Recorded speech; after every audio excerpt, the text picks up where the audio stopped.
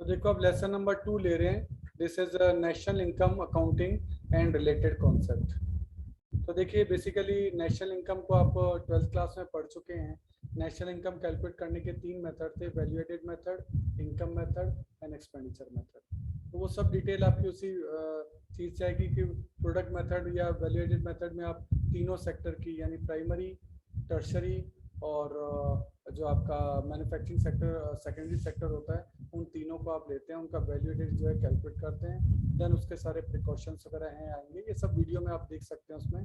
Then आपका expenditure method है।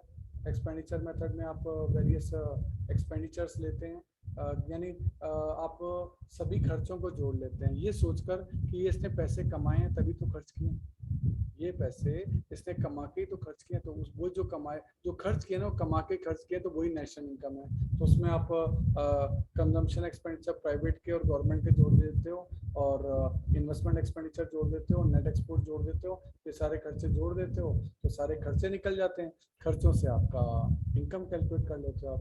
Then आपका आता है एक इनकम मेथड। इनकम मेथड में जितनी जितनी इनकम आपने वेजेस से कमाई, रेंट से कमाई, इंटरेस्ट से कमाई और या प्रॉफिट्स वगैरह कंपनी ने जो भी कमा, हम सबको जोड़ दो, उनके भी प्रिकॉशंस वगैरह सारे आपके यहाँ आ जाएंगे। इस तरीके से सारी जो चीज़ें हैं वो आपके इसके अंदर कैलकुलेट की जाएंगी। तो कुछ की कॉन्सेप्ट ऑफ नेशनल इनकम क्या होते हैं। एक तो होता है जीडीपी। देखो तीनों मेथड से आपका जो है वो जीडीपी निकलता है। जीडीपी एट एनपी, ध्यान देना, जीडीपी एट एनपी, और उसी से फिर आप आगे नेशनल इनकम की तरफ प्रोसीड करते हो। तो अलग अलग मेथड से आपको जो है वो निकालना पड़ेगा जीडीपी एट एनपी।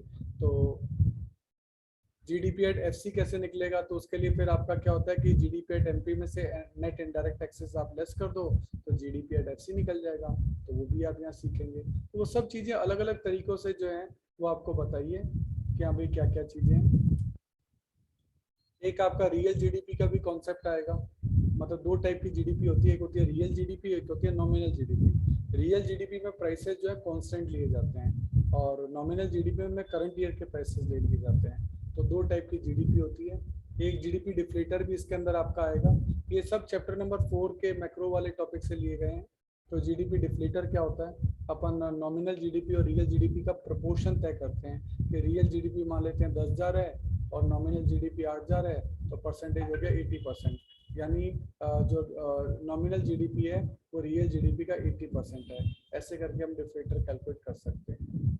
ऐसे ही जीएनपी क्या क्या क्या क्या होता है। तो देखो जीडीपी में अगर मैं कहूँ जीडीपी है, जीडीपी में यदि आप एनएफआई जोड़ दें, net factor income from abroad जोड़ दें, तो ये क्या निकल जाएगा, ये जीएनपी निकल जाएगा। तो ये डिफरेंट अप्रोचेस से आपको बताएंगे जीएनपी वगैरह जो है कैसे निकाला जा सकता है, क्या क्या चीज़ें हैं। तो वही इनकम मेथड से, तो अपन को इस तरीके से डिफरेंट तरीके से पढ़ने की जरूरत नहीं है। अपन ने एक ही चार्ट में इसको पूरे को समझाया है कि हाँ भाई ये चीज़ें कैसे कैसे निकलती हैं, तो एक ही मेथड में हो जाएगा, उसमें अपन को कुछ अलग से करने की जरूरत नहीं है।